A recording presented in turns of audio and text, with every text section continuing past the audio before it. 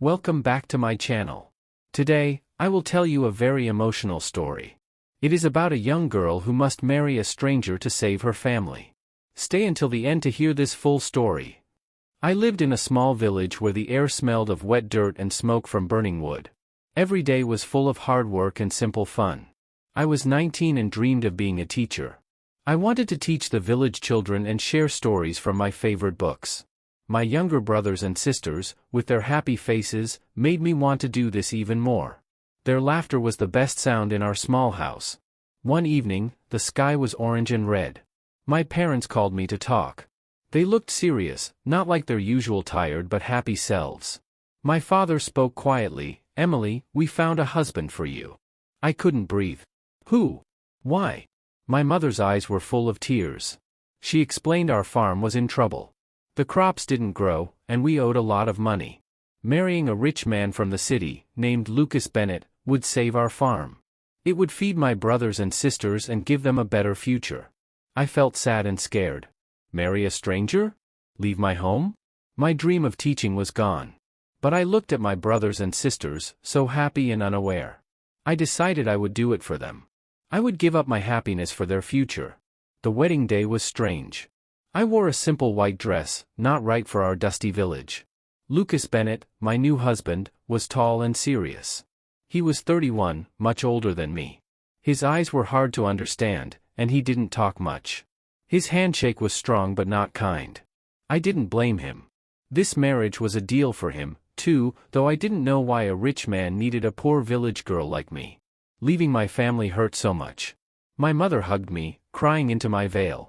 My father held my hand, looking sorry. My brothers and sisters waved, smiling, not knowing how sad I was. I smiled back, trying to hide my pain. As the carriage took me away, I held a handkerchief my mother made. It smelled like home. I was Emily Grace, a bride, leaving everything to marry a stranger. The city mansion was huge, made of stone, and very quiet. It didn't feel like a home. It felt like a big, empty museum. My shoes made loud noises on the shiny floors. Lucas showed me to my room, not our room, but mine. It was big and fancy but had no personal things. "Mrs. Carter will help you," he said calmly, then went to his part of the house. Days passed, all the same. Lucas was like a ghost. He left for work early and came back late. I heard his door open and close, but we didn't see each other much. When we did, we talked politely, but it felt empty. I ate alone at a huge dining table. The food was fancy, made by Mrs. Carter, but it didn't taste good without someone to share it with. Mrs. Carter was kind but quiet. She called me Mrs. Bennett but didn't act warm or curious. I was just part of the house, like a chair or a painting. I walked around the mansion, looking at rooms. They were beautiful but empty of life. There were paintings, old furniture, and fancy curtains, but no photos or small things that showed someone lived there. It was like a pretty cage. My dream of teaching felt far away. Sometimes, I felt so lonely it hurt my chest. I missed my village and my family's noisy, happy house. One boring afternoon, the quiet was too much. I went to a part of the mansion I hadn't seen much. Behind a big wooden door, I found a library. It was huge, with shelves full of books. The air smelled like old paper. A fireplace sat empty, but it felt cozy. This place felt like my old world, safe and familiar. I spent hours reading, feeling a little better. One evening, I heard the front door open early. It was Lucas. I hid behind a big book, scared. He came into the library and walked to a shelf with history books. He saw me and stopped. I put the book down, my face red. "Emily," he said softly, like a question. "Mr. Bennett," I whispered. "I hope I'm not in the way." He shook his head, almost smiling. "No. I come here to relax." He pointed to the books.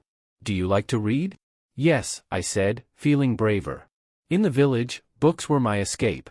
I want to teach kids to read. He looked at me, maybe understanding. He picked up a book, a classic story.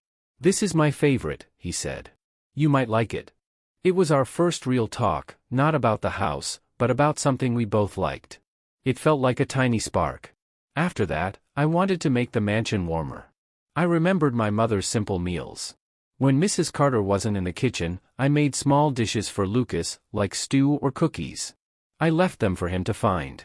I never saw him eat them, but the plates were empty in the morning. Outside, there was a big garden, messy and wild. Mrs. Carter said it was Mrs. Bennett's garden, from Lucas's mother, who died long ago. One day, I found gloves and an old tool in a shed. I started cleaning a small part of the garden. I pulled weeds and watered plants. It was hard work, but it made me feel alive. Lucas noticed. I saw him watching from his window, but he looked away if I saw him.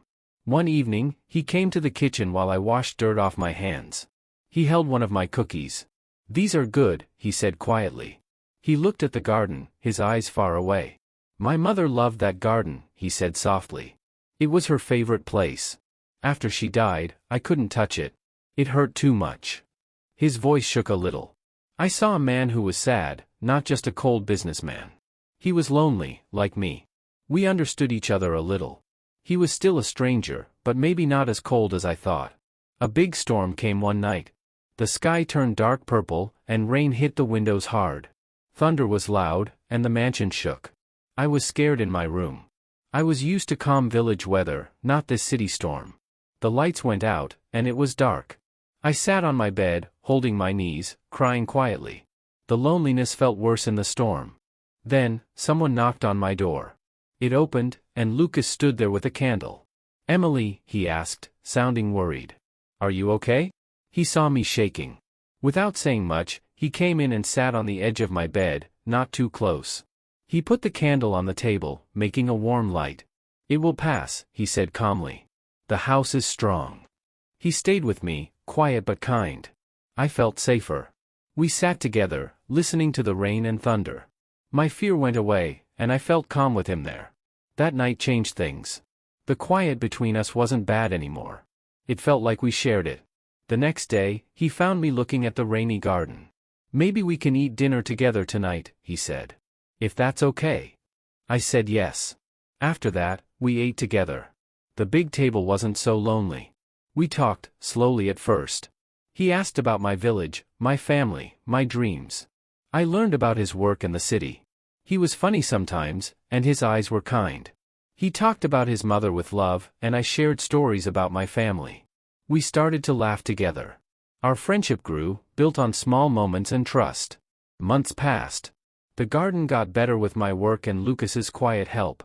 Sometimes, I found new tools or soil waiting for me. Dead roses grew new leaves, and flowers bloomed. The mansion felt different, too, like a real home. Our friendship turned into something deeper, a quiet love that grew slowly.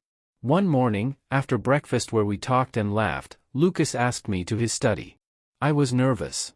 He pointed to a big box on his desk. "This is for you, Emily," he said softly. I opened it. Inside were books about teaching, kids' stories, and school. They were new and smelled like fresh paper. I started to cry.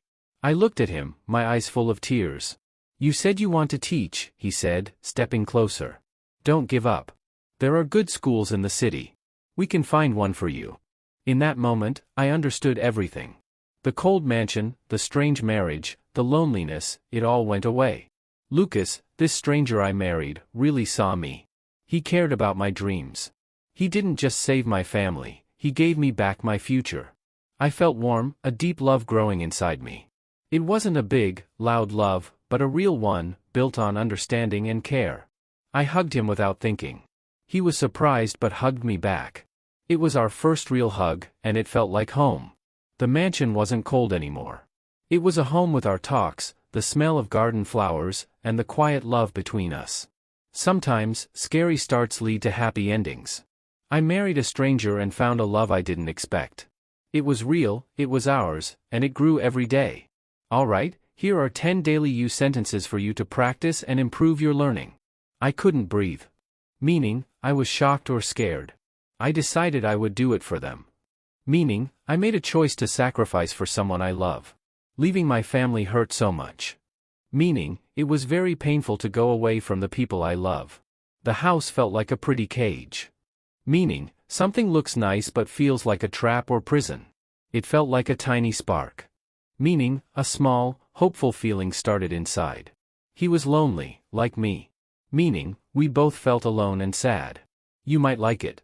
Meaning, suggesting something someone may enjoy. It will pass. Meaning, this bad or scary moment won't last forever. And that's Emily's story, a journey from sacrifice to a love that grew slowly but strongly. If you loved this story, please like and subscribe for more stories. See you in the next story.